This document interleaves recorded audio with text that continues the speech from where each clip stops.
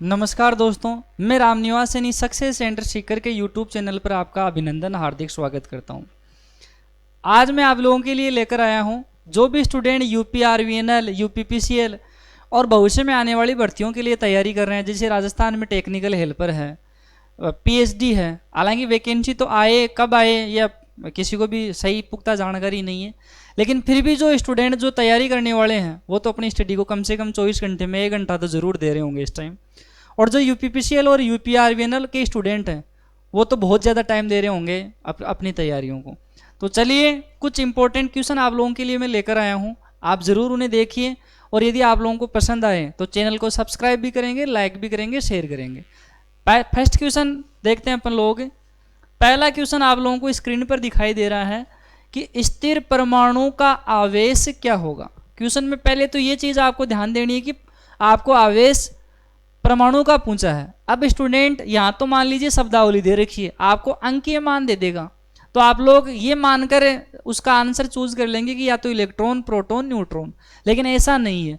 तो देखो स्थिर परमाणु का आवेश के लिए आप लोग क्या करेंगे, परमाणु के 3 मूलभूत कण होते हैं, प्रोटॉन होगा, न्यूट्रॉन होगा और आप लोगों का इलेक्ट्रॉन होगा।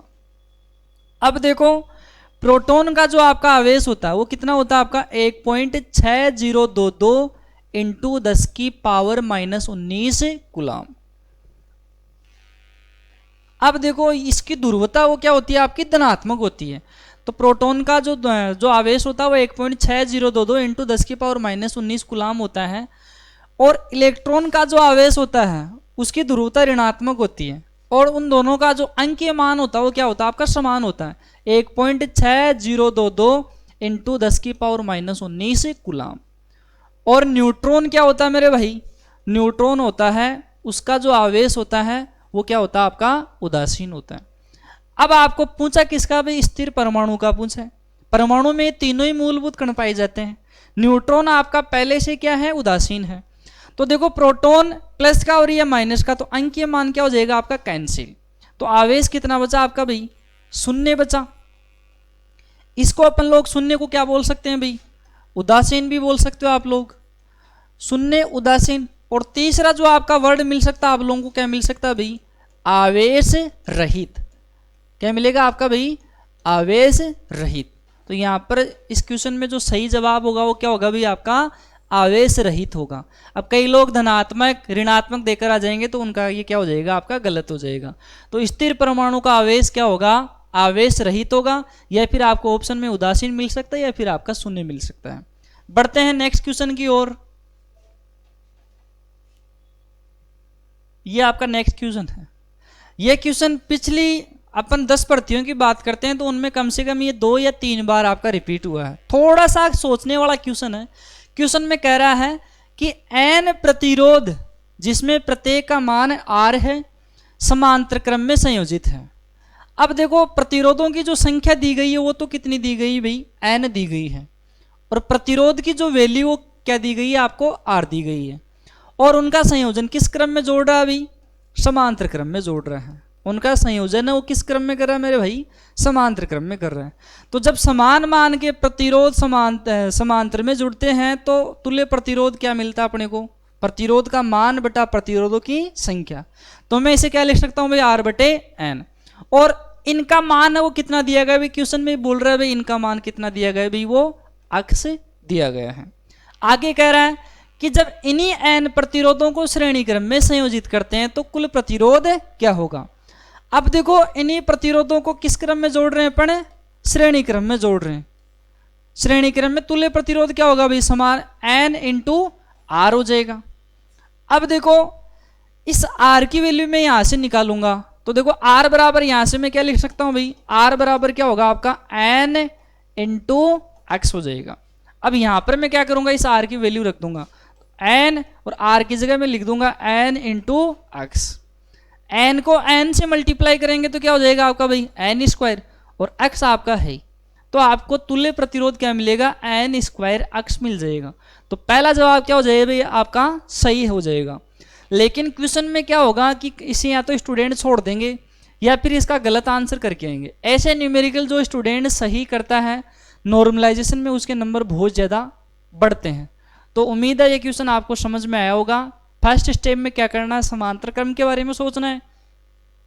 दूसरी लाइन में आप लोगों को श्रेणी क्रम के बारे में सोचना है, और श्रेणी क्रम में सोचने के बाद में यहाँ से आपको आर की वैल्यू पुट करनी है। तो आपका सही जवाब है वो क्या जाएगा भाई, एन स्क्वायर एक्स, वो सही जवाब आ जाएगा। बढ़ते हैं आगे की क्वेश्चन की तरफ।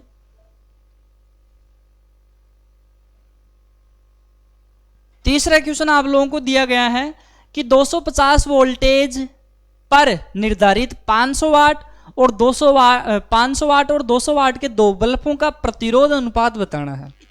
तो देखो वोल्टेज का मान मेरे भाई आपको कितना दिया गया है भाई, 250 दिया गया है, और पहले लैंप की जो पावर है वो कितनी दी गई है आपको, 500 वाट दी गई है। और जो दूसरा लैंप है उसकी पावर कितनी दी गई है आपको, 200 वाट दी गई है। पूछा क्या गया है, इन दोनों लैंपों के प्रतिरोध का अनुपात बताना है। मतलब इसका R1 है, इसका R2 है। तो पहले प्रतिरोध का अनुपात निकालने के लिए अपने को ये चीज सोचनी होगी कि अपने सूत्र कौन सा लगाएंगे। तो देखो आपको वोल्टेज दे रखा है और पावर दे रखा है, तो रेजिस्टेंस निकालने के लिए कौन सा सूत्र लगाएंगे भैया आप, R बराबर V स्क्वायर बटा P, ये सूत्र लगा लेंगे अपन। अब मैं अनुपात निकालूंगा इनका, R1 अनुपात R2। R1 के लिए V स्क्वायर बटा P, वोल्टेज का मान तो दोनों के लिए क्या भाई समान ही है। तो मैं क्या करूंगा भाई, 250 गुणा 250 बटा पावर कितनी दी गई है, पहले की पावर है वो मेरे को कितनी दी गई भाई, 500। अब मैं बात करता हूं भाई दूसरे लैंप की। दूसरे लैंप में भी वोल्टेज का मान तो कितना भाई आपका 250 ही है, और पावर है वो कितनी दी गई भाई आपकी 200। अब अपने को क्या करना है, इसको हल करना है। देखो एक जीरो से एक जीरो ये कैंसिल, एक जीरो से एक जीरो ये कैंसिल। 25 को मैं 5 से कितनी बार काट देता हूँ भाई, 5 बार काट देता हूँ। 25 को 5 से मल्टीप्लाई करेंगे तो आप लोगों को क्या मिल जाएगा भाई, 125 मिल जाएगा। अनुपात दूसरे इसकी बात करते हैं अपन, एक जीरो से एक जीरो कैंसिल, एक जीरो से एक जीरो कैंसिल। 25 को 25 से मल्टीप्लाई करते हैं तो आपको क्या मिल जाएगा भाई, 625, और बट्टे में कितना भाई आपका 2। अपने को तो अनुपात में आंसर लाना है। 150 को आप 2 से मल्टीप्लाई करते हैं तो कितना हो जाएगा भाई आपका 250 हो जाएगा, और अनुपात ये कितना भी आपका 625। अब देखो मैं दोनों संख्याओं को क्या करता हूं, 25 से काट लेता हूं। तो 25 से 250 को काटूंगा तो 25 ढाई 250 होता है, और 25 को 25 से मल्टीप्लाई करते हैं तो कितना आता है आपका 25 आता है। अब मैं क्या करता हूं भाई, 10 अनुपात 25 तो किसी भी ऑप्शन में नहीं दिया गया आपको, इस अनुपात को मैं और छोटा कर लेता हूं। 5 से काटूंगा तो 2, और 25 5 से कितनी बार कट जाएगा, 5 बार, 2 अनुपात 5।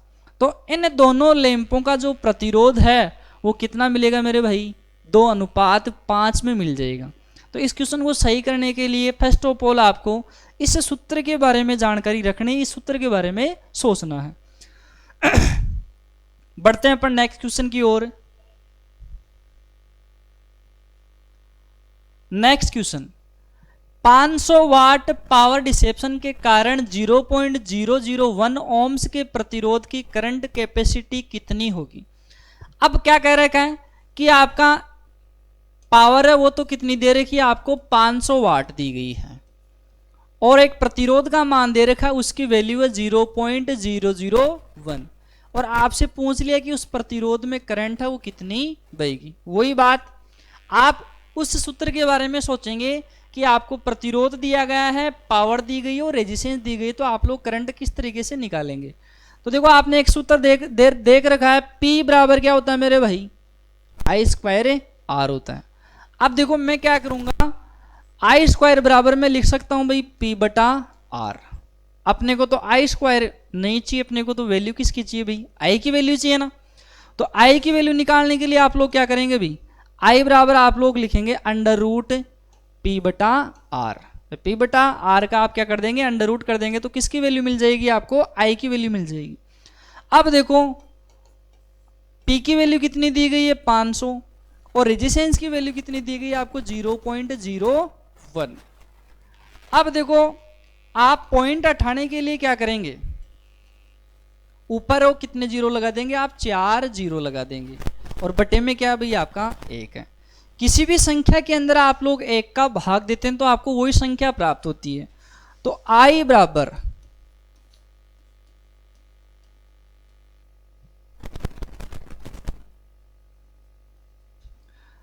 अब देखो 5 का अंडर रूट हो 2.3 के लगभग लगभग 2.3 के लगभग आपको प्राप्त होता है।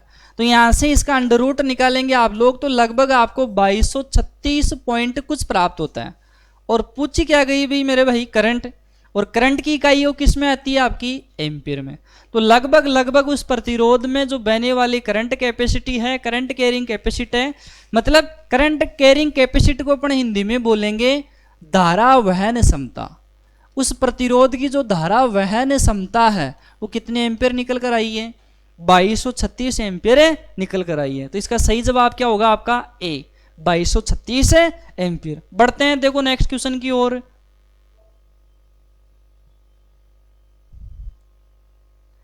नेक्स्ट क्वेश्चन है आपका कि एक परिपथ में 3 तत्व श्रेणी में जुड़े हुए हैं, 10 वोल्टेज की बैटरी है, 100 ओम का प्रतिरोध है और एक लोड रेजिस्टेंस RLA लगा हुआ है।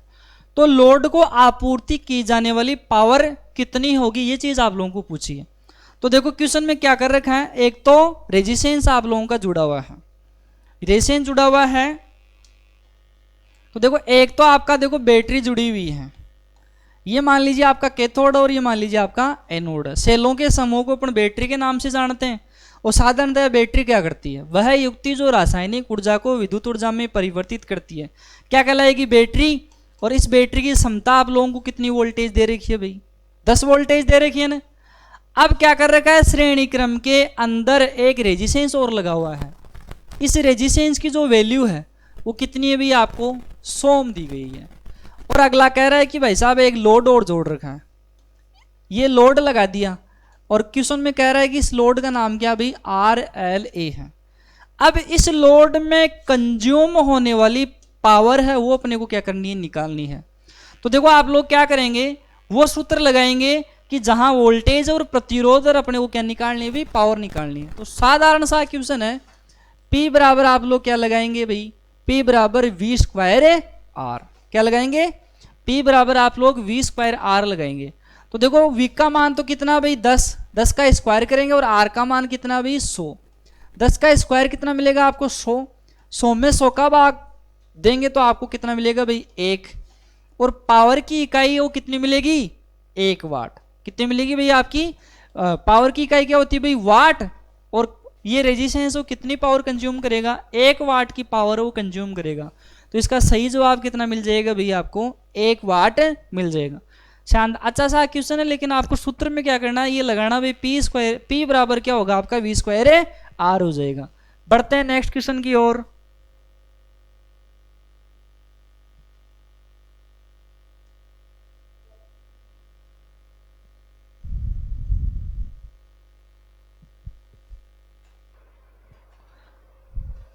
अब देखो ये क्वेश्चन देखते हैं अपने कि आकृति में दिखाए गए नेटवर्क के लिए 8 ओम प्रतिरोध में धारा का मान कितना होगा। तो देखो एक सिंपल सा डायग्राम दे रखा है, इसमें 48 वोल्टेज की तो आपको बैटरी लगाई हुई है और एक प्रतिरोध लगा हुआ आपका 20 ओम का, और उसके समांतर क्रम में एक शाखा और है जिसमें एक तो 12 ओम का प्रतिरोध है और एक आपका 8 ओम का प्रतिरोध दिया गया है। क्वेश्चन में आपको यह कहा गया है कि भाई इस 8 ओम में जो करंट बहेगी उसका मान कितना होगा, ये चीज पूछी गई है। तो देखो समांतर क्रम में 2 शाखाएं हैं, तो पहली शाखा से तो कोई लेना देना नहीं है अपने को, और दूसरी शाखा में 2 प्रतिरोध हैं। तो आपको पता है श्रेणी क्रम में प्रतिरोध का मान क्या होता है, ऐड होता है। तो इस टोटल शाखा का जो प्रतिरोध होगा वो कितना हो जाएगा, 12 और 8 20 ओम।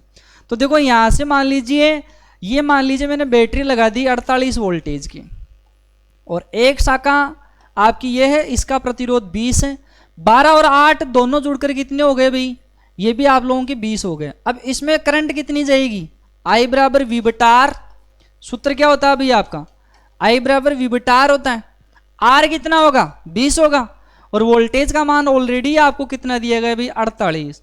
48 में आप लोग 20 का भाग देंगे तो कितना मिलेगा भैया आपको, 2.4 एम्पियर। आंसर कितना जाएगा भाई, 2.4 एम्पियर।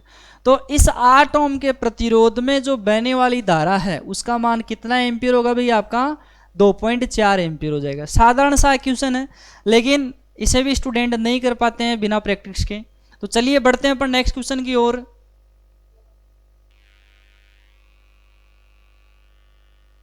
नेक्स्ट क्वेश्चन, बढ़िया शानदार सा क्वेश्चन है कि दो शाखाओं से मिलकर बने सर्किट का परिणामी प्रतिरोध 12 ओम है। मतलब ये तो तय है, शाखा का नाम लिया है तो सर्किट कौन सा है, समांतर संयोजन है प्रतिरोधों का। तो मान लीजिए मैं दो शाखाएं बना लेता हूं, ये पहली शाखा है और ये मान लीजिए आप लोगों की दूसरी शाखा है, और ये प्रतिरोध जुड़ा हुआ है, और ये मान लीजिए आपका ए पॉइंट है और ये मान लीजिए आपका बी पॉइंट है। इस प्रतिरोध का मान आर ए है और इसका मान क्या भाई आर बी है। वो कह रहा है कि परिणामी प्रतिरोध, इन दोनों का परिणामी प्रतिरोध के लिए अपन लिख सकते हैं कि आर ए बी का मान वो कितना ओम दिया गया भाई 12 ओम दिया गया है। ये चीज अपने को ऑलरेडी क्वेश्चन के अंदर बोल रहा है। आगे बोल रहा है कि एक शाखा का प्रतिरोध 18 ओम है। मान लीजिए मैं लिखता हूं कि इस शाखा का प्रतिरोध कितना ओम है 18 ओम है। कह रहा है कि दूसरी शाखा का प्रतिरोध कितना होगा, अर्थात इस शाखा का प्रतिरोध क्या करना अपने को प्राप्त करना है। तो देखो समांतर संयोजन है, समांतर संयोजन के अंदर अपन लोग लिखते हैं कि जब दो बोलते हैं कि दो असमान मान के प्रतिरोध समांतर में जुड़ते हैं तो उन दोनों का गुणनफल और उनके योगफल का अनुपात परिपथ का तुल्य प्रतिरोध कहलाता है। अब मान लीजिए कईयों को ये चीज समझ में नहीं आती है तो अपन साधारण तरीके से लिख सकते हैं। मैं तुल्य प्रतिरोध इस सर्किट का निकालूंगा तो मैं लिख सकता हूं 1/RAB बराबर 1/RA प्लस 1/RB। 1/RAB बराबर, यदि मैं लघुत्तम लेता हूं तो क्या होगा भाई RA और RB। तो देखो पहले क्या RA से RA कैंसिल हो जाएगा RB, और यहां RB से RB कैंसिल हो जाएगा तो क्या बचेगा RA बचेगा। अब मैं यहां से यदि वज्र गुणा करता हूं और RAB प्राप्त करता हूं तो क्या होगा भाई RA RB बटा RA प्लस RB। तो मैंने कहा था वैसा ही मिल गया ना कि ऊपर तो गुणा और नीचे योगफल, उन दोनों का अनुपात परिपथ का तुल्य प्रतिरोध मिलता है। कब है, जब दोनों समांतर क्रम में संयोजित और दोनों का मान है वो असमान हो या फिर समान हो, कोई फर्क नहीं पड़ता है। तो देखो अपन इस क्वेश्चन को हल करते हैं, शाखा का प्रतिरोध निकालते हैं। RAB का मान है वो आप लोगों को कितना दिया गया है, RAB का मान है वो आप लोगों को कितना दिया गया भी 12 ओम दिया गया है। पहली शाखा RA है, RA का मान कितना दिया गया भाई 18, और ये मैं लिख देता हूं भाई आपका RB बटे नीचे है आपका RA प्लस RB। तो RA का मान तो 18 है प्लस ये किसका मान बोल रहा हूं मैं, ये मैंने रख दिया भाई RB। अपने को वैल्यू किसकी चाहिए भाई RB की वैल्यू चाहिए। अब मान लीजिए मैं इसको हल करता हूं, 12 के नीचे 1 मान लेता हूं तो कोई फर्क नहीं पड़ेगा, और मैं इसे वज्र गुणा करता हूं तो वज्र गुणा करूंगा तो मैं 18 RB को 1 से मल्टीप्लाई करूंगा तो 18 RB हो जाएगा। 12 को यदि मैं 18 से मल्टीप्लाई करता हूं तो 180 और 36 कितना हो जाएगा आपका 216, और प्लस ये कितना आपका 12 RB। अब देखो अपने को तो वैल्यू किसकी चाहिए मेरे भाई, इस RB की चाहिए ना, दूसरी शाखा का प्रतिरोध चाहिए। तो देखो यदि मैं पक्षांतरण करता हूं बराबर के, इधर इसको लेकर आता हूं तो 18 RB माइनस कितना हो जाएगा ये 12 RB बराबर कितना होगा भाई आपका भाई 216 हो जाएगा।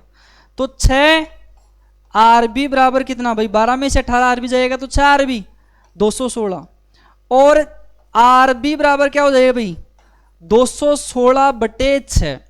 216 में यदि आप लोग 6 का भाग देते हैं तो कितना मिलेगा भाई आपको 36 मिल जाएगा। तो इस शाखा का जो प्रतिरोध है वो कितना ओम मिलेगा आपको 36 ओम मिलेगा। साधारण क्वेश्चन है, प्रैक्टिस वाला स्टूडेंट है वही इसे सही कर पाएगा। बढ़ते हैं नेक्स्ट क्वेश्चन की ओर।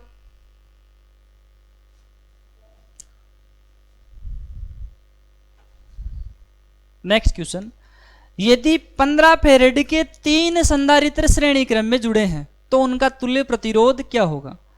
आपको यह पता होना चाहिए कि संधारित्र यदि श्रेणी क्रम में जुड़ते हैं तो उनकी धारिता वो अपने को कम प्राप्त होती है, और संधारित्र समांतर क्रम में जुड़ते हैं तो उनकी धारिता वो ज्यादा प्राप्त होती है।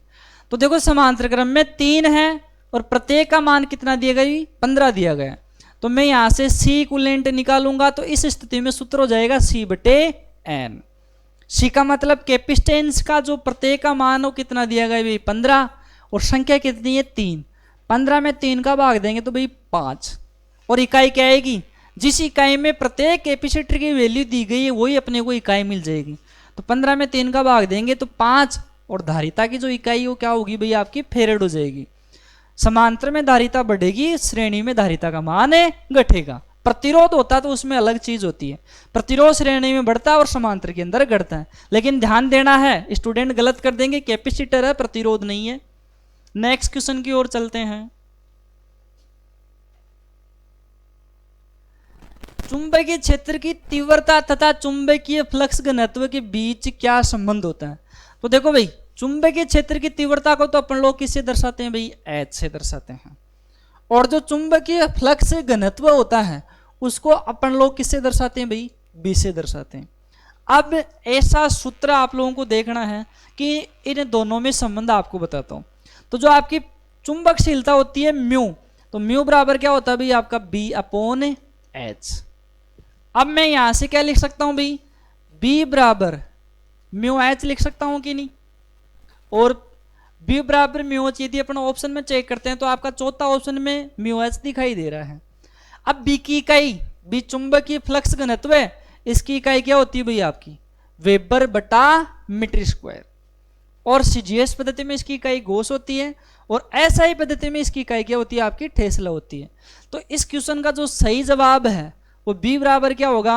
B बराबर म्यू H वेबर प्रति मीटर स्क्वायर। अर्थात आपका चौथा क्वेश्चन है, चौथा ऑप्शन है वो क्या हो जाएगा आपका? सही हो जाएगा। आगे बढ़ते हैं पर नेक्स्ट क्वेश्चन की ओर।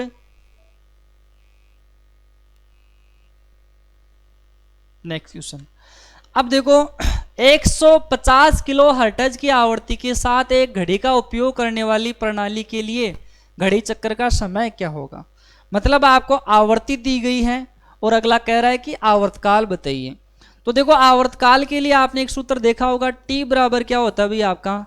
1/F होता है।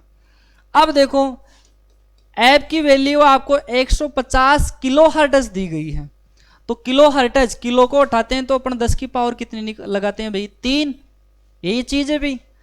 अब देखो आप लोग इसे हल करते हैं तो देखो 1 0 तो ये और 3 0 ये है, ऊपर जाते ही पावर किसकी हो जाएगी आपकी? माइनस की हो जाएगी भाई। 10 की पावर माइनस कितनी हो जाएगी? ये 4 हो जाएगी।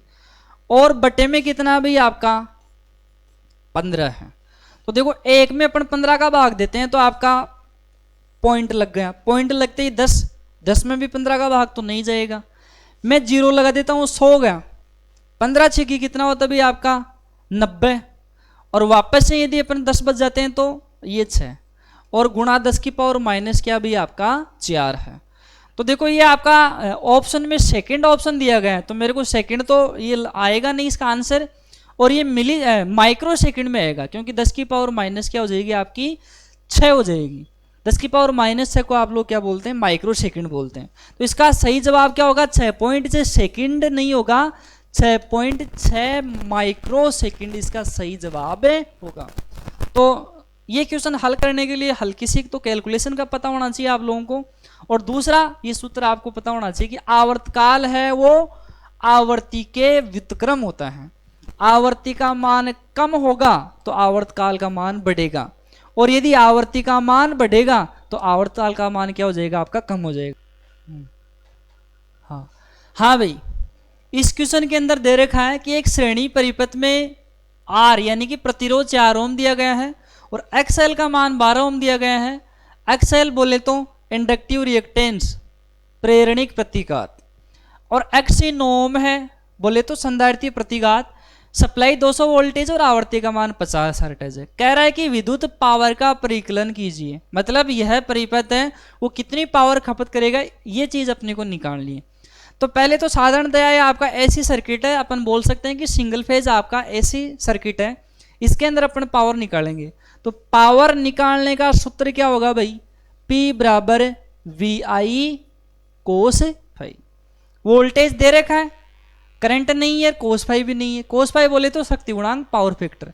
अब देखो पहले अपन एक चीज करते हैं कि कोस फाई का मान निकालने के लिए अपन लोग बोलेंगे क्या भाई?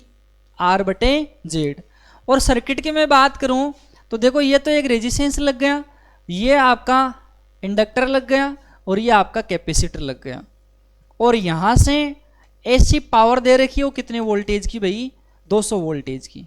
अब इस सर्किट में अपने को पावर मेजरमेंट करनी है, 4 है, ये 12 है और ये आपका 9 है। ये आपका एक्सएल बराबर है, ये आपका आर बराबर है और ये आपका अक्स सी बराबर है। तो देखो ये सर्किट है। अब आर अपॉन जेड, आर की वैल्यू लेकिन जेड का मान नहीं दिया गया है।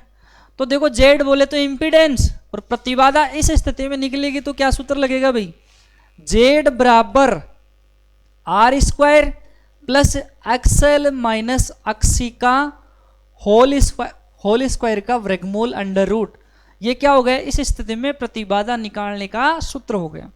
तो देखो जेड का मान आर स्क्वायर, आर का मान 4 है और 4 का स्क्वायर कितना हो गया भी आपका 16 हो गया, प्लस एक्सएल का मान वो कितना दिया गया है, एक्सएल का 12 और एक्सी का 9, 12 में से 9 गया तो 3 और 3 का स्क्वायर कितना हो गया भाई 9, 16 प्लस 9 25, 25 का जो वर्गमूल है, 25 का वर्गमूल अपन निकालेंगे तो जेड बराबर वो कितना मिलेगा भाई 5, और प्रतिबाधा की इकाई भी क्या होती है भाई 5 ओम।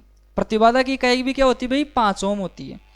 अब देखो अपन कोस फाई निकाल सकते हैं, कोस फाई निकालेंगे, cos phi R upon Z, R की वैल्यू 4, जेड की वैल्यू कितनी 5, 4 में 5 का भाग जाता नहीं तो मैंने लगा दिया भाई 0.40, 40 में 5 का भाग कितनी बार भाई 8, तो कोस फाई का मान निकल कर कितना आ गया भाई अपने पास में 0.8। अपने पास में कोस फाई का मान भी आ गया और जेड की वैल्यू अपने पास में ऑलरेडी कितनी दी गई है भाई 5। अब अपन लोग क्या निकाल सकते हैं भाई, करंट निकाल सकते हैं। करंट निकालेंगे तो देखो डीसी परिपथ होता तो V बराबर में R लिखता, लेकिन परिपथ कौन सा है एसी, तो मैं क्या करूंगा भाई V बटा जेड करूंगा। V की वैल्यू 200 दी गई है और जेड का मान 5, 200 में 5 का भाग देंगे तो कितना आएगा भाई 40। तो इस सर्किट में जो बहने वाली करंट है उसका मान कितना एम्पीयर मिल गया मेरे को, 40 एम्पीयर मिल गया। अब आप साधारण तरीके से आराम से क्या कर सकते हैं, पावर वो निकाल सकते हैं। तो देखो पावर निकालेंगे आप लोग, क्या करेंगे पावर निकालेंगे आप लोग,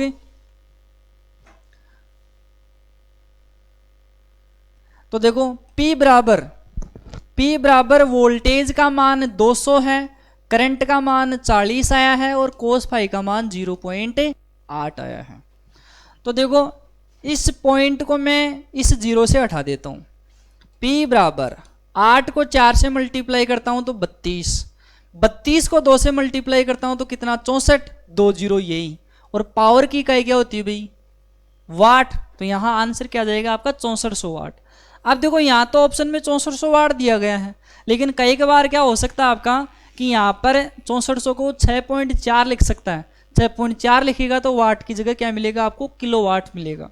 उम्मीद है ये क्वेश्चन आप लोगों को समझ में आया होगा। करना क्या है, कई स्टूडेंट इसे छोड़ देंगे कि यार इसमें करंट भी नहीं है और आपको जेड भी निकालना पड़ेगा, तो साधारण ये जेड सबसे पहले आप क्या निकालेंगे, यहाँ से जेड निकालेंगे। जेड निकालते ही आपको करंट मिल जाएगी और जेड निकालते ही आप लोगों को शक्ति गुणांक मिल जाएगा। तो इस तरीके से इसका जो जवाब होगा परिपथ की पावर वो कितनी मिलेगी आपको 6400 वाट मिल जाएगी। बढ़ते हैं नेक्स्ट क्वेश्चन की ओर। नेक्स्ट क्वेश्चन आपका कि नीचे दिए गए परिपथ में 1 ओम प्रतिरोध में बहने वाली धारा क्या होगी। अब देखो रेजिस्टेंस है आपका 1 ओम का, इसमें करंट है वो कितनी बहेगी, इस रेजिस्टेंस की करंट निकालनी है, बोले तो IR निकालनी है। अब देखो कई स्टूडेंट देखेंगे कि यार ये तो श्रेणी क्रम में है तो करंट तो समान ही होगी, 10 दिया हुआ है 10 में 1 का भाग दे देंगे तो उनका जवाब वो गलत हो जाएगा। अगला कह रहा है कि यहाँ 8 वोल्टेज दिया हुआ है, तो देखो सर्किट इस तरीके से है और ये आपकी कोयल जुड़ी हुई है और यहाँ पर आपको वोल्टेज का मान 10 दिया गया है और आवृत्ति का मान वो कितना दिया गया है 50 हर्ट्ज दिया गया है। तो देखो डीसी परिपथ तो नहीं है, डीसी परिपथ होता तो एलिमेंट और रेजिस्टेंस जुड़े होते, इंडक्टर नहीं जुड़ा हुआ होता। तो देखो यहाँ वोल्टेज V है, इस पर VR है और इस पर VL का मान है वो कितना दिया गया आपको 8 दिया गया। अब कह रहा है कि इस प्रतिरोध में बहने वाली करंट है वो निकाली है। तो देखो प्रतिरोध के केस में वोल्टेज व करंट है वो आपके इन फेज रहेंगे, आपके सेम फेज में रहेंगे, जबकि इंडक्टर के केस में वोल्टेज से करंट क्या करती है आपकी ले करती है, पीछे रहती है। तो देखो मैं क्या करूंगा, मैं इस वी आर का मान निकालूंगा। तो देखो वी आर का मान निकालने के लिए आपको सूत्र लिखना है कि वी स्क्वायर बराबर वी आर का स्क्वायर प्लस वी एल का स्क्वायर। अब अपने को क्या चाहिए भी, वी आर का मान चाहिए, तो वी आर स्क्वायर बराबर आप लोग लिख सकते हैं V square minus V L का स्क्वायर। कोई घबराने की जरूरत नहीं, आराम से क्वेश्चन हो जाएगा आपका। तो देखो वी आर बराबर आप लोग लिख सकते हैं वी का स्क्वायर माइनस वी एल का स्क्वायर। तो वी आर बराबर वी का मान तो आप लोगों को 10 दे रखा है, तो 10 का जो स्क्वायर है 10 का स्क्वायर कितना हो जाएगा भाई 100 हो जाएगा। और वी एल का मान 64 दे रखा है, वी एल का मान डायरेक्टली आपको 8 का स्क्वायर करेंगे तो कितना हो जाएगा आपका 64 हो जाएगा। 100 में से आपका 64 जाएगा तो वी आर का मान कितना, ये 100 में से 64 जाएगा तो आपका कितना हो जाएगा भाई 36 हो जाएगा। और 36 का वर्गमूल लो कितना मिलेगा आपको भाई 6, और ये कितना वोल्टेज 6 वोल्टेज। अर्थात अपन कह सकते हैं कि इस रेजिस्टेंस पर वोल्टेज ड्रॉप है वो कितना हो रहा है आपका 6 वोल्टेज हो रहा है। अपने को तो इस 1 ओम में बहने वाली करंट निकालनी थी, तो आई बराबर क्या होगा आपका वी बटे आर। वी का मान 6 निकाला और प्रतिरोध का मान कितना है 1। आप लोग 6 में 1 का भाग देंगे तो कितना आ जाएगा 6 एम्पियर। कितना करंट मिलेगा आप लोगों को 6 एम्पियर। तो इस प्रतिरोध में जो बहने वाली धारा है मेरे भाई उसका मान कितना एम्पियर मिलेगा 6 एम्पियर मिलेगा। मैं वापस से रिपीट कर रहा हूँ, स्टूडेंट का मानना ये होता है कि मेरे को इलेक्ट्रिशियन थ्योरी है वो तो बहुत ही अच्छी तरीके से आने लग गई, और न्यूमेरिकल कह रहा है कि मेरे को न्यूमेरिकलों में दिक्कत होती है। तो मैं आपसे एक चीज़ कहना चाह रहा हूँ कि यदि एक कंपटीशन एग्जाम में 100 क्वेश्चन दिए गए हैं और उनमें इस तरीके के 5 न्यूमेरिकल वो दे देता है और आप न्यूमेरिकल नहीं कर पाते हो या फिर गलत कर देते हो, तो जो 95 क्वेश्चन साधारण थ्योरी वाले हैं वो भी आपके कोई काम के नहीं है। जो न्यूमेरिकल अटेम्प्ट करेगा उसी के नंबर है वो नॉर्मलाइजेशन के अंदर बढ़ेंगे। तो बढ़ते हैं देखो नेक्स्ट क्वेश्चन की ओर। नेक्स्ट क्वेश्चन आपका डीसी धारा को मापने के लिए निम्न अंकित उपकरणों में से कौन सा सामान्यतः प्रयोग किया जाता है। तो देखो डीसी धारा मापने के लिए जो उपकरण काम में लिया जाता है वो लिया जाता है आपका पीएमएमसी। कौन सा उपकरण काम में लिया जाता है भाई पीएमएमसी, जिसे आप लोग बोलते हैं परमानेंट मैग्नेट मूविंग कोयल, और इसे हिंदी भाषा में नीमी पैटर्न में बोलेंगे आप लोग स्थायी चुंबक। क्या कहेंगे आप लोग इसे स्थायी चुंबक चल कुंडली, स्थायी चुंबक चल कुंडली के नाम से जानेंगे। और यदि आप लोग इसका सिंबल बनाना चाहें, प्रतीक चिन्ह बनाना चाहें, तो इस तरीके से इसका सिंबल होता है। और शॉर्ट में अपन लोग पीएमएमसी को क्या बोल देते हैं भाई एमसी टाइप। तो डीसी जो धारा है उसको मापने के लिए एमसी टाइप इंस्ट्रूमेंट को काम में लिया जाता है। एमआई है वो एसी और डीसी दोनों के लिए काम में लिया जाता है। डायनेमोमीटर है वो भी आपकी एसी और डीसी पावर मेजरमेंट करंट इनके लिए काम में लिया जाता है। प्रेरण टाइप वो ओनली फॉर एसी के लिए काम में लिया जाता है। तो बढ़ते हैं अपन नेक्स्ट क्वेश्चन की ओर। एनर्जी मीटर है, आपको बताना है जो मेजरिंग इंस्ट्रूमेंट है वो जनरली आपके 3 प्रकार के होते हैं, इंडिकेटिंग, रिकॉर्डिंग और इंटीग्रेटिंग। इंडिकेटिंग का मतलब सूचक प्रकार के, इंटीग्रेटिंग प्रकार का मतलब समकालन, और रिकॉर्डिंग का मतलब होता है अभिलेखन। तो एनर्जी मीटर को आप लोग भाई KWH मीटर के नाम से भी जानते हैं, और वो किस प्रकार का है इंटीग्रेटिंग। और इंटीग्रेटिंग को आप लोग नीमी पैटर्न में क्या बोलते हैं इसे समकालन प्रकार। कौन सा प्रकार बोलते हैं मेरे भाई इसे समकालन प्रकार के नाम से जानते हैं। तो एनर्जी मीटर वो किस प्रकार का उपकरण है इंटीग्रेटिंग प्रकार का उपकरण है, कह सकते हैं समकालन प्रकार का उपकरण है। बढ़ते हैं नेक्स्ट क्वेश्चन की ओर। नेक्स्ट क्वेश्चन है आपका बढ़िया 3 फेज इंडक्शन मोटर का अच्छा सा न्यूमेरिकल है, आपको जरूर समझ में आएगा। आप लोग थोड़ा ध्यान से इसे देखें कि 6 ध्रुव त्रिकला प्रत्यावर्तक 1000 चक्कर प्रति मिनट पर चलते हुए एक 8 ध्रुव त्रिकला प्रेरण मोटर को आपूर्ति करता है, जिसकी रोटर की आवृत्ति 2 हर्ट्ज है। चाल जिस प्रकार मोटर की प्रचलित है, मतलब आपको रोटर की स्पीड निकालनी है। तो देखो क्वेश्चन को मैं पहले तो आप लोगों को समझता हूं। वो कह रहा है कि एक अल्टरनेटर है, ये भाई एक आपका अल्टरनेटर है। वो कह रहा है कि इस अल्टरनेटर के जो स्टेटर है उस पर जो पोल की संख्या वो कितनी है आपकी 6 है। और बोल रहा है कि जो आपका प्रत्यावर्तक है, प्राइमर की जो स्पीड है, प्राइमर की स्पीड है, प्राइमर को बोलते हैं अपना प्रथम चालक, वो कितने की चाल से घूम रहा है आपका 1000 आरपीएम से। अब अल्टरनेटर क्या करता है आप लोगों को पता होना चाहिए, यांत्रिक ऊर्जा को विद्युत ऊर्जा में कन्वर्ट करता है, और वो विद्युत ऊर्जा किसको दे रहा है, 3 फेज इंडक्शन मोटर को दे रहा है।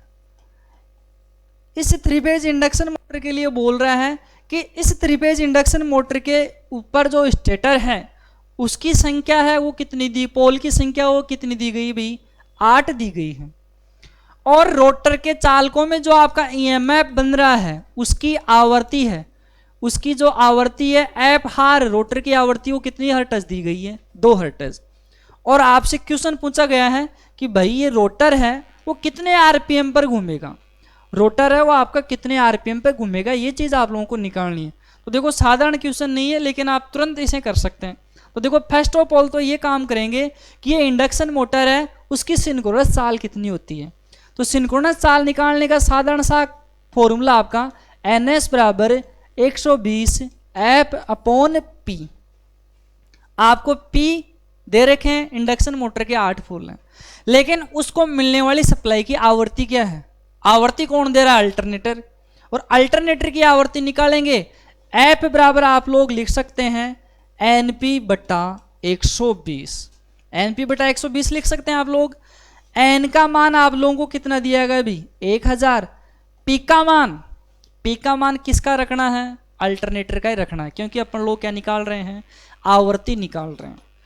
तो P का मान कितना भाई 6 बटे में कितना आपका 120, 6 से 120 कितनी बार कटेगा 20 बार, 20 का भाग 1000 के अंदर देंगे तो कितना मिलेगा भाई 50। तो आवर्ती का मान साधारण स्थिति में आपको कितना मिल रहा है भाई 50 हर्ट्ज मिल रहा है।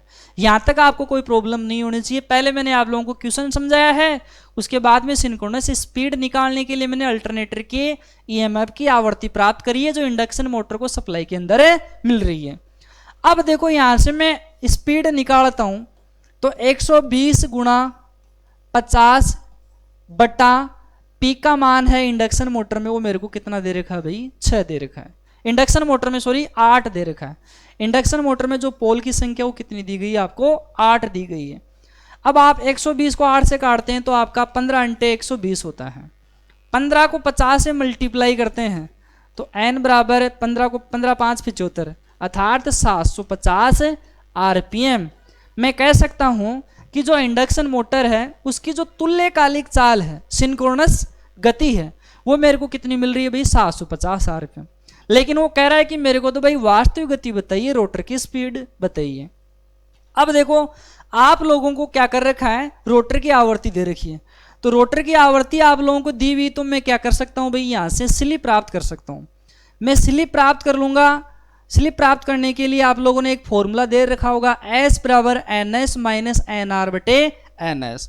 उस फॉर्मूले तक आप पहुंचेंगे तो आप लोगों को रोटर की वास्तविक स्पीड है वो मिल सकती है। तो देखो क्या होगा, एफ आर बराबर आप लोगों को एक फॉर्मूला है रोटर की आवृत्ति निकालने का, एफ आर बराबर एस इंटू एफ होता है। तो मैं यहाँ से स्लिप प्राप्त कर सकता हूँ, एफ आर बटे क्या हो जाएगा भाई आपका एफ हो जाएगा। एफ आर का मान क्वेश्चन के अंदर आप लोगों को दिया हुआ है कितना भाई 2 हर्ट्ज, तो मैं 2 रखूंगा। और एफ का मान आपने कितना निकाला भाई, एफ का मान ऑलरेडी आप लोगों ने 50 है वो निकाल लिया था। अब देखो 2 में 50 का भाग नहीं जाएगा, मैंने पॉइंट लगाया तो 20 हुआ, जीरो लगाते कितना हो गया भाई आपका 200 हो गया। 200 में 50 का भाग कितनी बार चला जाएगा भाई 4 बार। ध्यान दें ये प्रतिशत स्लिप नहीं है, ये आपकी अंशीय स्लिप है, तो स्लिप का मान 0.04 आ गया। अब देखो आपने एक सूत्र दे रखा है S बराबर NS माइनस NR बटे NS।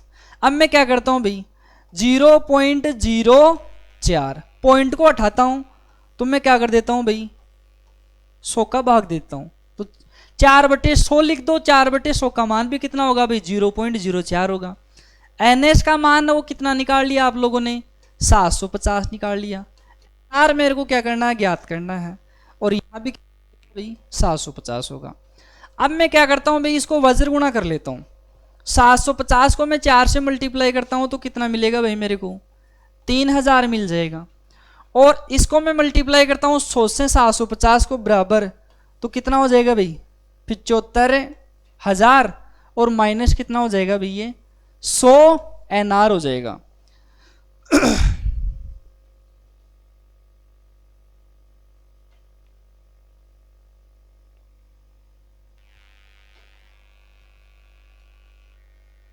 माइनस ये कितना हो जाएगा भैया आपका -100 NR। अब देखो मैं 100 NR को इधर ले आता हूं तो ये किसका हो जाएगा भैया आपका प्लस का हो जाएगा। और 75,000 में से आप 3,000 निकालेंगे तो यहाँ कितना हो जाएगा आपका भाई 72,000 हो जाएगा। अपने को तो NR चाहिए, NR के जो गुणा में वो सामने वाले के किस में चला जाएगा भाई भाग में चला जाएगा। बटा भाग किसका देना है 100 का, 2 जीरो से 2 जीरो कैंसिल हो जाएंगे तो अपने को RPM कितना मिलेगा भाई 700। तो रोटर की वास्तविक गति वो कितना मिलेगी आपको 720 चक्र प्रति मिनट। और 720 में यदि आप लोग 60 का भाग देते हैं तो 720 में 60 का भाग देंगे तो फिर चक्र प्रति मिनट नहीं मिलेगी आपको सेकंड मिलेगी। चक्कर प्रति सेकंड कब है जब आप 720 के अंदर 60 का भाग दे देते हैं। देखो साधारण क्वेश्चन नहीं है, यदि ये स्टूडेंट इस न्यूमेरिकल को किसी भी कंपटीशन एग्जाम के अंदर वो करके आता है तो नॉर्मलाइजेशन में बहुत शानदार उसके नंबर बढ़ने की संभावनाएं होती है।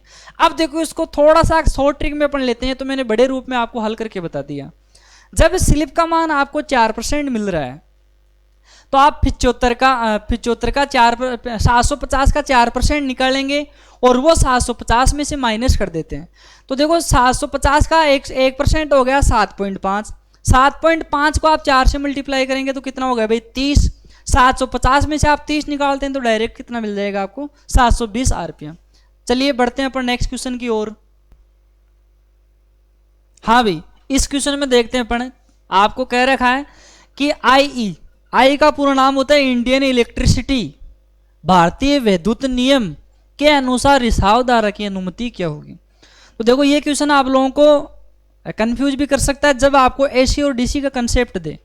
तो अपन AC के अंदर तो बोलते हैं कि जो आपकी मूल धारा होती है, AC में अपन क्या बोलेंगे कि आपकी जो लोड धारा होती है, मूल धारा होती है, उसका 1/5000वां भाग, 1/5000वां भाग है वो क्या हो सकता है आपका लीकेज हो सकता है, रिसीव हो सकता है।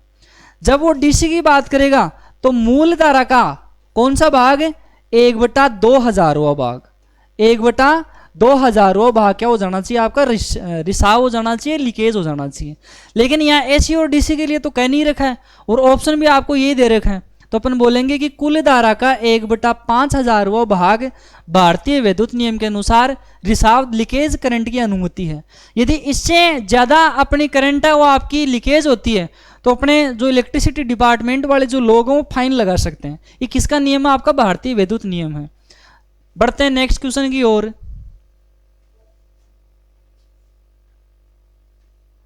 नेक्स्ट क्वेश्चन आपका ISI की सिफारिश के अनुसार एक उप परिपथ में अधिकतम कितना भार जोड़ा जा सकता है। तो देखो ये भी आपका कंफ्यूज वाली स्थिति है। एक तो बोलता आपका उप परिपथ, एक तो क्या बोलेगा भाई उप परिपथ, दूसरा बोलता है शक्ति उप परिपथ, दूसरा बोलेगा आपका शक्ति उप परिपथ। ये क्वेश्चन बहुत बार रिपीट होता है और ये दोनों वर्ड क्लियर कर लेगा तो कभी भी आपका गलत नहीं होगा। देखो उप परिपथ के ऊपर तो जो बोर्ड होता है उसकी जो पावर कंजप्शन की जो क्षमता होती है नियमानुसार वो 800 वाट होती है और उस पर पॉइंटों की संख्या अधिकतम कितनी होनी चाहिए आपकी 10 होनी चाहिए। दूसरा शक्ति उप परिपथ के लिए बोल रहे हैं तो शक्ति परिपथ में जो पावर है वो तो आपकी कितनी होती है 3000 वाट और पॉइंटों की संख्या कितनी होती है आपकी 2। अब ध्यान दे लीजिए आप प्रश्न में आपको उप परिपथ दिया गया है और ये आपका क्या भाई शक्ति उप परिपथ है। शक्ति उप परिपथ दे देगा तो किसकी तरफ जाना है 3000 की तरफ, और आपको उप परिपथ ही बोल रहा है तब आपको किसकी तरफ जाना है भाई 800 वाट की तरफ जाना है। बड़ी अच्छा क्वेश्चन है, बहुत बार रिपीट होता है। बढ़ते हैं अपन नेक्स्ट क्वेश्चन की ओर। नेक्स्ट क्वेश्चन बढ़िया अच्छा शानदार न्यूमेरिकल है कि एक लघु पार्श्वपथ मिश्रित जनित्र, पहले तो इस जनित्र का आपको नाम पता होना चाहिए। लघु मतलब शॉर्ट, पार्श्वपथ यानी कि संट, शॉर्ट सर्किट जनरेटर, आपका शॉर्ट संट कंपाउंड जनरेटर के लिए बोल रहा है। मिश्रित जनरेटर यानी कि ये जो आपका जनरेटर है वो कौन सा आपका short shunt, short shunt compound generator की ये बात कर रहा है। शॉर्ट संट कंपाउंड जनरेटर की ये बात कर रहा आप लोगों से। तो देखो उसके लिए कह रखा है कि 250 वोल्टेज पर 100 एम्पीयर की भार धारा की आपूर्ति करता है। मतलब जो अपन ने लोड लगा रखा है वहां अपने को 250 वोल्टेज मिल रहा है और उस लोड में करंट 100 एम्पीयर जा रही है। जनरेटर की वाइंडिंग में निम्न प्रतिरोध दिया गया है। पार्श्वपथ क्षेत्र यानी कि शंट फील्ड वाइंडिंग का प्रतिरोध 130 ओम दिया गया है, आर्मेचर का प्रतिरोध 0.1 ओम दिया गया है और सीरीज फील्ड का प्रतिरोध 0.1 ओम दिया गया है और ब्रश वोल्टेज ड्रॉप है वो 1 वोल्टेज दिया गया है। तो जनरेटर में ईएमएफ आपको ज्ञात करना, बढ़िया शानदार न्यूमेरिकल है। तो देखो आप देखेंगे ये तो भाई आपका आर्मेचर है और ये आपकी ब्रश है। अब देखो शॉर्ट शंट बनाना है तो शॉर्ट शंट कब बनेगा, जब आर्मेचर के नजदीक आपकी पार्श्व क्षेत्र कुंडलन स्थापित होगा। इसका आपको जो प्रतिरोध है आरएसएच का मान वो आपको 130 ओम दिया गया है। आर्मेचर में चालकों का प्रतिरोध है वो आपको 0.1 ओम दे रखा है और ब्रश वोल्टेज ड्रॉप है VBD प्रत्येक का वो कितना दे रखा है 1 वोल्टेज। अब वो कह रहा है कि एक श्रेणी वाइंडिंग और है उसका भी जो प्रतिरोध है वो भी कितना ओम है 0.1 ओम है और यहाँ उसने लोड लगा रखा है, ये उसने वैद्युतिक भार लगा रखा है।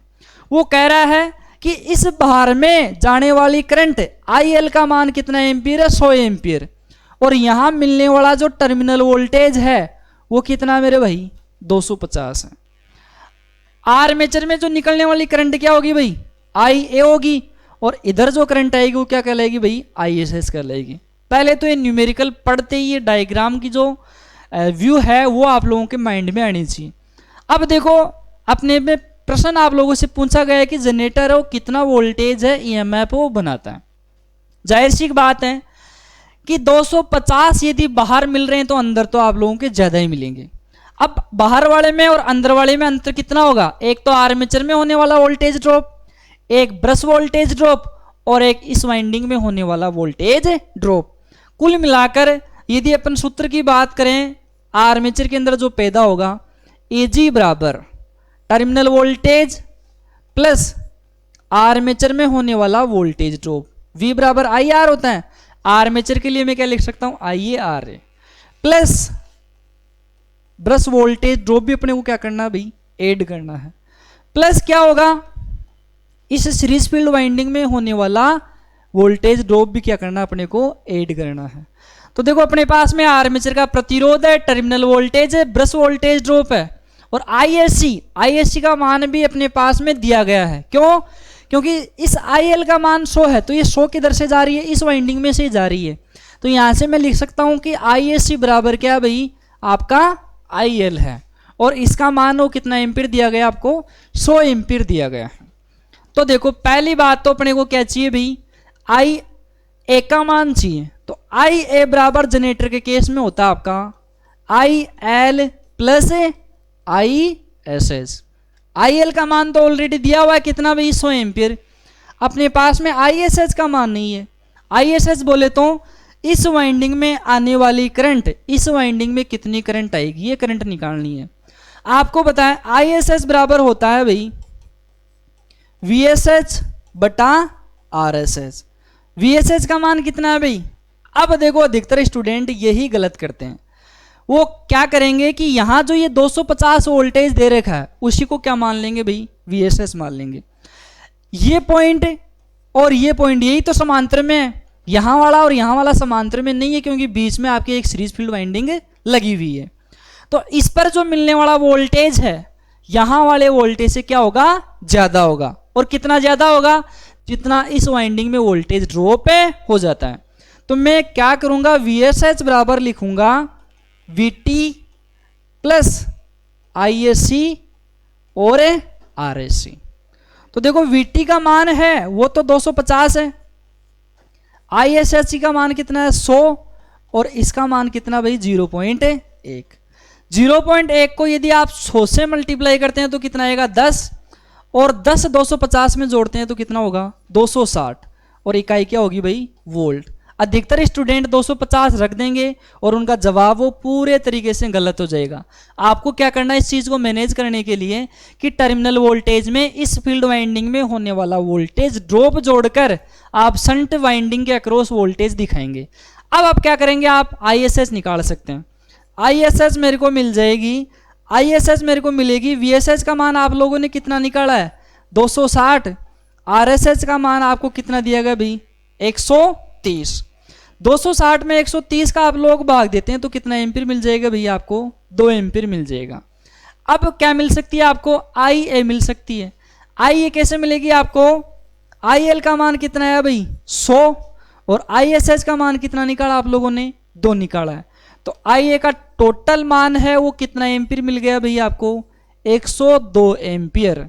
अब अपन लोग क्या कर सकते हैं, IA का मान भी आ गया अपने पास में और ISC का मान ऑलरेडी दिया हुआ था। अब अपन क्या कर सकते हैं, आराम से है वो EMF है जनरेटर कितना बनाएगा वो चीज़ अपन लोग निकाल सकते हैं।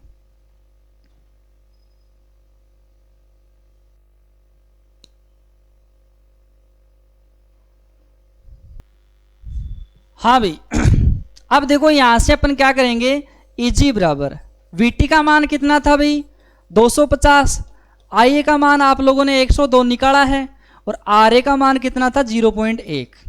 अब देखो एक ब्रश वोल्टेज 1 वोल्टेज दिया गया है तो 2 ब्रशें लगी हुई हैं तो 2 में कितना होगा आपका 0.1, ये आ गया प्लस 1 वोल्टेज होता है, ब्रशों की संख्या कितनी है आपकी 2 है तो 1 गुणा 2 लिख देंगे और प्लस ISC RSC कितना हो जाएगा भाई, ISC का मान कितना 100 और RSC का मान कितना भाई 0.1। तो देखो EG बराबर 102 को आप 0.1 से मल्टीप्लाई करते हैं तो कितना हो जाएगा भैया आपका 10.2 प्लस 1 को 2 से मल्टीप्लाई करेंगे तो कितना हो जाएगा आपका 2 और 100 को 0.1 से मल्टीप्लाई कर रहे हैं तो कितना मिलेगा आपको 10 मिल जाएगा। तो 250 में आपने 10 जोड़ दिया 260 में आपने 2 जोड़ा 262 में क्या करना है आपको 10.2 और ऐड करना है तो EG बराबर कितना मिलेगा भैया आपको 272.2 वोल्टेज। तो जो जनरेटर में आपका EMF पैदा होगा वो कितना मिलेगा आपका 272.2 वोल्टेज। तो इसका सही जवाब क्या होगा भाई 272.2 वोल्टेज। सामान्य क्वेश्चन नहीं है, वही बात मैं रिपीट कर रहा हूँ, जो स्टूडेंट न्यूमेरिकल की अच्छी तैयारी करेगा सिलेक्शन के नज़दीक वो जल्दी जाएगा और नॉर्मलाइजेशन में उसके नंबर बहुत शानदार तरीके से बढ़ता है। तो बढ़ते हैं अपन नेक्स्ट क्वेश्चन की ओर। नेक्स्ट क्वेश्चन है आपका कि एक परिणामित्र ट्रांसफॉर्मर पूर्ण भार फुल लोड क्रोड हानियां बोले तो कोर हानि और कोर हानि यानी कि आयरन लॉसेज ज्ञात करने के लिए कौन सा टेस्ट किया जाता है, open circuit test. Open circuit test जो आपका शून्य से लेकर फुल लोड के मध्य उनका मान है प्राप्त होने वाला वो मान नियत प्राप्त होता है। तो ओपन सर्किट टेस्ट के द्वारा अपन ट्रांसफॉर्मर के अंदर क्रोड हानियां, कोर हानि, स्थिर हानि, लो हानियां, आयरन लॉसेज प्राप्त करते हैं। तो इसका सही जवाब होगा खुला परिपथ। नेक्स्ट क्वेश्चन आपका धारा परिणामित्र बोले तो करंट ट्रांसफॉर्मर बोझ बर्डन अभिव्यक्त किया जाता है। करंट ट्रांसफॉर्मर का जो बर्डन है बोझ है वो आपका वोल्ट एम्पीयर के अंदर है, वो आपका अभिव्यक्त किया जाता है, डिनोट किया जाता है। करंट ट्रांसफॉर्मर आपका अधिकतम विद्युत धारा मापने के लिए काम में लिया जाता है और जो साधारण जो विद्युत धारा होती है एमीटर की सहायता से है वो आपका मापी जाती है। तो ये आपके इंपॉर्टेंट क्वेश्चन थे, बहुत ही अच्छी तरीके से मैंने आपको बताने की कोशिश की है। यदि आप लोगों को ये क्वेश्चन आपके समझ आए हैं तो आप चैनल को सब्सक्राइब करें, लाइक करें, शेयर करें और इन क्वेश्चनों में कोई प्रॉब्लम होती है तो आप ज़रूर आप कमेंट करके बताएं। कल से आपको रेगुलर क्लासें मिलने वाली हैं, ये डिजिटल बोर्ड के थ्रू आपको क्लास देने की कोशिश कर रहे हैं तो थोड़ा सा नया लगा है तो हल्की फुल्की प्रॉब्लम हमें भी आती है क्योंकि नई चीज़ अपना समझ नहीं पाते हैं।